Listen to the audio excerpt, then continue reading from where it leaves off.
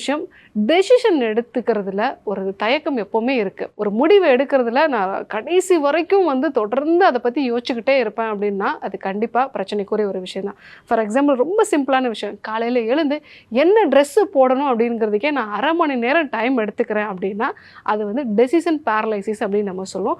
முடிவு எடுக்கிறதுல எப்போவுமே தாமதமாக முடிவு எடுக்குது. ஏன்னா நிறைய திங்க் பண்ணுறது. ஒரு விஷயத்த ஒரு ட்ரெஸ் எடுக்கிறோம் அப்படின்னா இதில் இந்த பிரச்சனை இருக்கும், இல்லை இது போட்டால் இப்படி நம்ம இருப்போம், இல்லை ஃப்யூச்சரில் இந்த மாதிரி நம்மளை கிண்டல் பண்ணுவாங்களோ, இப்படி தொடர்ந்து அந்த விஷயத்தை பற்றி யோசிச்சுட்டே இருக்கிறது. இது டே டு டே லைஃப்பில் இந்த மாதிரி சாதாரணமாக நம்ம பண்ணக்கூடிய ஒரு விஷயம்.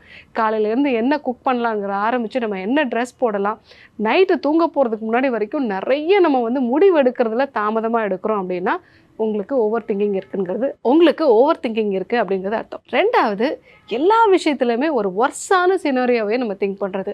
ஸோ ஒரு எக்ஸாம் எழுதுகிறோம் அப்படின்னா கண்டிப்பாக ஃபெயிலில் தான் ஆகிடுவோம், ஃபெயில் ஆகிட்டேன்னா என்னெல்லாம் பிரச்சனை வரும் இப்படி யோசிக்கிறது, இல்லை வேலை போயிடுமோ அப்படிங்கிற மாதிரி அடிக்கடி பயப்படுது, வீட்டில் யாருக்காவது உடம்பு சரியில்லாமல் போயிடுமோ இப்படி பயந்துக்கிட்டே இருக்கிறது. இந்த மாதிரி எல்லா விஷயத்துலையுமே ஒரு ஒர்ஸ்டான சினாரியோ என்னவோ எதிர்மறையாகவே தொடர்ந்து யோசிக்கிறது. இந்த மாதிரி இருந்தாலும் உங்களுக்கு ஓவர் திங்கிங் இருக்குங்கிறது அவசியம். இந்த மாதிரி இருந்தாலும் உங்களுக்கு ஓவர் திங்கிங் இருக்குங்கிறது அர்த்தம்.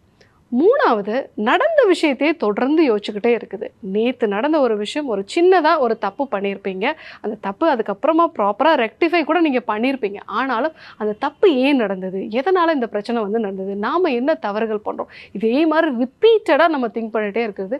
ஒரு நாள் வரைக்கும் சாதாரண ஒரு சின்ன தவறை, அதுவும் சரி செஞ்ச ஒரு தவறையே நம்ம தொடர்ந்து யோசிச்சுக்கிட்டே இருக்கோம் அப்படின்னா ஸோ இந்த ஒரு விஷயம் ஓவர் திங்கிங்கோட ஒரு முக்கியமான அறிகுறியாக பார்க்கலாம்.